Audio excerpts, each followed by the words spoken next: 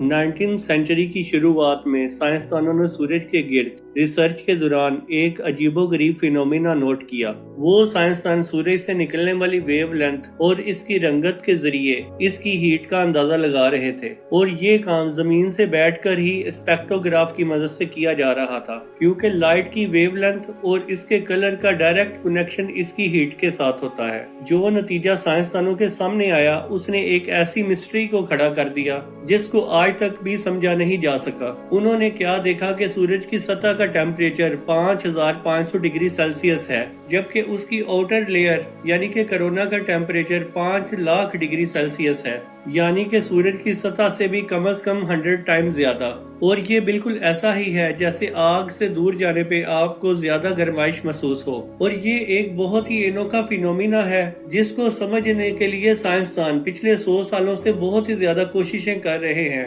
Normally ये layer सूरज की रोशनी के अंदर छुपी होती हैं, और इन लेयर्स को देखना सिर्फ सूरज ग्रहण के दौरान ही पॉसिबल होता है, या फिर कोरोनोग्राफ सन शेड की वजह से इन लेयर्स को देखा जा सकता है। 1958 में नासा की एस्टेब्लिशमेंट के बाद कई स्पेस मिशंस का आगाज हुआ।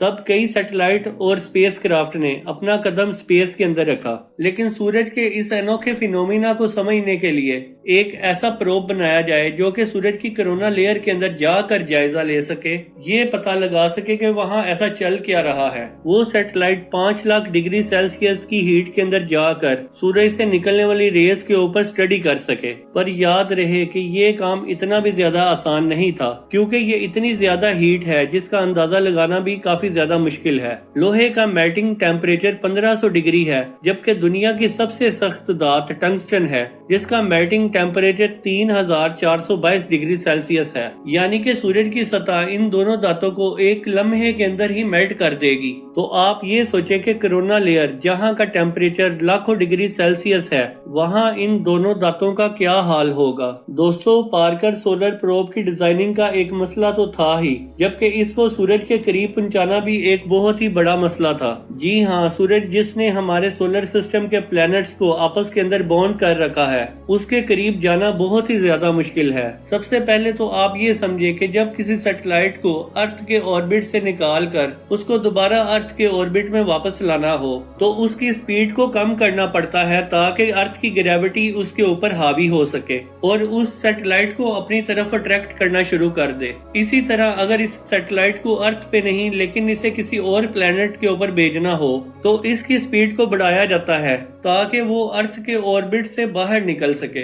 मिसाल के तौर पर अगर किसी स्पेसक्राफ्ट को मार्स पर भेजना हो तो उसे रॉकेट्स की मदद से पहले अर्थ के ऑर्बिट तक लाया जाता है, तो उसके बाद उसे एक एंगल को सेट करके अर्थ के ऑर्बिट से बाहर निकाला जाता है। अर्थ के ऑर्बिट से एक स्पेसक्राफ्ट को बाहर निकालना एक बहुत ही एनर्जी कंज्यूमिंग वर्क होता है। रॉकेट की मदद से वो स्पेसक्राफ्ट अर्थ के ऑर्बिट तक तो आ जाता है, लेकिन इसके बाद रॉकेट की मौजूदगी नहीं होती। लिहाजा स्पेसक्राफ्ट के अंदर मौजूद छोटे रॉकेट्स को आहिस्ता आहिस्ता चलाकर इस स्पेसक्राफ्ट को ऑर्बिट से बाहर निकाला जाता है। मार्स चूंकि अर्थ से सूरज के मुकाबले में बहुत ज्यादा करीब है, इसलिए जिस एंगल में स्पेसक्राफ्ट को लॉन्च किया जाता है वो एंगल इतना ज्यादा नहीं होता, लेकिन सूरज और अर्थ के दरमियान का डिस्टेंस 150 मिलियन किलोमीटर है और अर्थ के ऑर्बिट से निकालकर इसको सूरज के ऑर्बिट तक पहुंचाने के लिए जाहिर है एक बहुत बड़े एंगल की जरूरत होती है, और उस एंगल को बनाने के लिए एक खास किस्म की एनर्जी की भी जरूरत होती है,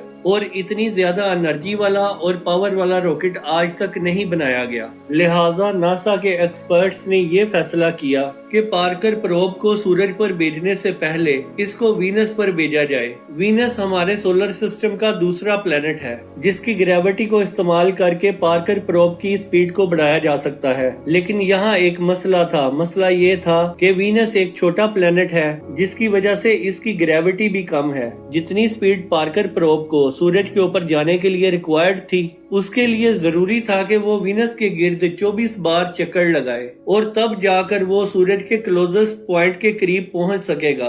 12 अगस्त 2018 पार्कर सोलर प्रोब को cap Canaveral air force station से इसको लॉन्च किया गया। इस मिशन के लिए नासा ने 8 सालों का टाइम प्लान किया था। सूरज के सबसे क्लोजेस्ट पॉइंट पर जाने के लिए वीनस के गिर्द चक्कर लगाने का सहारा 24 मरतबा लिया जाएगा और पार्कर प्रोब के वीनस के गिर्द इन चक्करों के दरमियान हर चक्कर के अंदर सूरज के ऊपर रिसर्च करने का मौका मिलता था। यानी पूरे 8 सालों के अंदर ये सूरज के गिर्द तकरीबन 900 घंटे की रिसर्च कर पाएगा।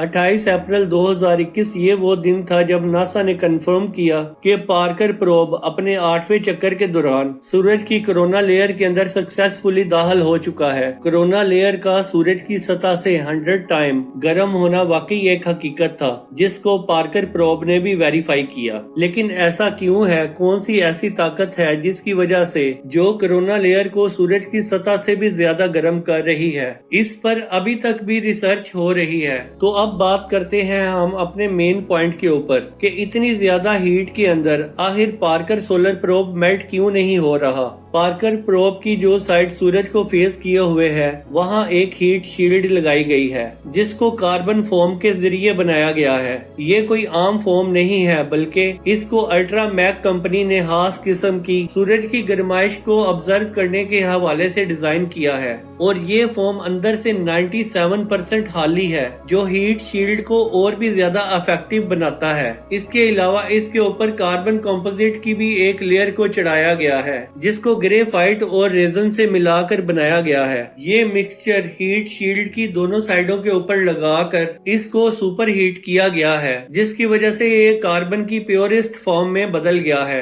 और हम सब ये जानते हैं कि कार्बन की हीट कंडक्टिविटी बहुत ज्यादा अच्छी होती है। और आखिर में हीट शील्ड की वो साइड जो सूरज की तरफ है उसके ऊपर व्हाइट सिरामिक पेंट भी किया गया है ताकि सूरज की ज्यादातर रोशनी अंदर दाखिल होने से पहले ही रिफ्लेक्ट हो जाए। हीट शील्ड के अलावा पार्कर सोलर प्रोब का बकाया हिस्सा ऐसे डिजाइन किया गया है कि वो हिस्सा हर वक्त हीट शील्ड की परछाई के अंदर ही रहेगा। पर इन सब के अलावा पार्कर प्रोब 2500 डिग्री की हीट ही बर्दाश्त कर पाएगा, जबकि कोरोना का टेम्परेचर 5 लाख डिग्री सेंटीग्रेड है। पर ये पार्कर प्रोब इतनी ज्यादा गर्माइश कैसे बर्दाश्त कर रहा है, इसको समझना भी काफी ज्यादा आसान है। लॉ ऑफ थर्मोडायनेमिक के मुताबिक हीट को ट्रांसफर होने के लिए भी कोई मीडियम चाहिए। जैसा कि गर्मियों में हवा के अंदर मौजूद पार्टिकल्स और वेपर्स अपने अंदर गर्माइश को लेकर चलते हैं, जिनकी वजह से हमें रात में भी गर्मी महसूस होती है। अगर पार्टिकल्स कम होंगे तो हीट भी इतनी आसानी से ट्रेवल नहीं कर पाएगी। जैसा कि उबलते हुए पानी में हाथ डालने से फौरन ही जलन महसूस होगी, जबकि 300 डिग्री के ओवन के अंदर हाथ डालकर फौरन ही निकालने से शायद हमें हीट महसूस भी ना हो। ये सिर्फ इस वजह से मुमकिन है क्योंकि पानी के मॉलिक्यूल्स हमारी बॉडी के साथ टच होते हैं, जबकि ओवन के अंदर हमारी बॉडी के साथ कोई भी चीज टच नहीं होती।